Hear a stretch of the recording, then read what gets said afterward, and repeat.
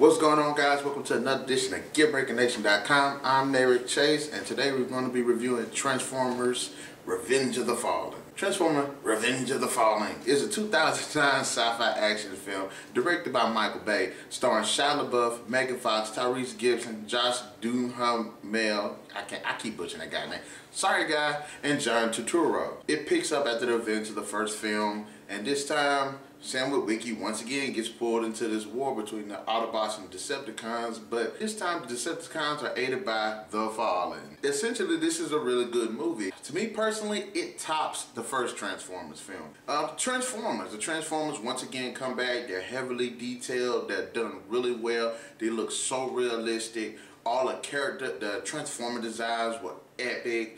Yeah, that's right. I love the way that the Fallen looked. And for those of you who wanted to see more Transformers in the film, this film has it. There are tons of them. There's tons of good guys. There are tons of bad guys. There's some motorcycle types. I thought those were pretty interesting. Yeah, in terms of the story, there are certain elements of the story that work, and there are some elements of the story that don't work. If this was a reboot, this would be like a totally whole different concept on why the Transformers are there. It's very weird how they play the storylines. The beginning sequence was actually one of the most exciting parts of this film, especially with that big one with the one wheel that was running through the city. I thought that was done really well. There are some really epic and some really memorable moments, especially when that big one, like all those tractors and trailers transformed into that really big one. That right there was a really cool, scene actually. It was really cool. And the acting was done really well. Shia LaBeouf killed the role as Sam.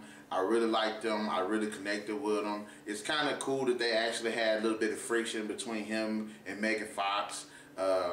Due to certain events that happened in the store. I thought that was done really well. I like the voice performances. Peter Cullen completely kills as Optimus. Hugo Weaving completely kills as Megatron. Todd completely killed as the Fallen. I really liked this guy. He was really cool. I mean, he was kind of a cliche, but it was like a good cliche. I mean, he done it. He was really cool. As a villain, I really liked him. All the other characters were pretty good. I like Josh Duhamel. Whatever it is. This guy. Josh and Tyrese were really good. I like how in the story that now the humans and the Autobots are actually working together. So that was really cool to see.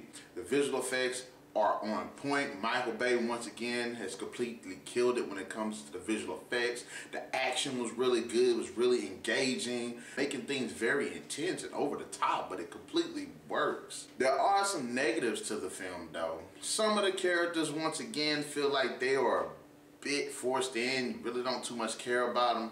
I know there was some issues about Sam's family being pulled into the story, but to me, it actually worked. And it's one scene where it feels like the world is going to end, and him and his family are there, and he's trying to do what he has to do to save the world. And that right there was a very moving moment. That was one of the moments where I was like, nobody can debate that the characters were needed for that moment. I mean, it's a good way that they set it up, but that moment, I felt that emotional. There was like one of those moving moments. Megan Fox does a bit of a better job in this film, but again, her performance was here and there. I have to say she is absolutely hot. The forced humor is still apparent in this film. It worked on some things, it didn't work for others. I wish that they would work on the dialogue and the exchanges better when it comes to the characters. And the story probably was the one thing that probably stood out the most.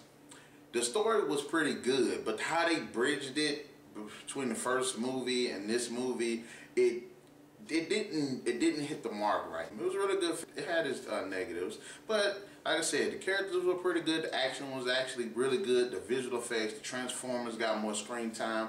The voice acting was terrific.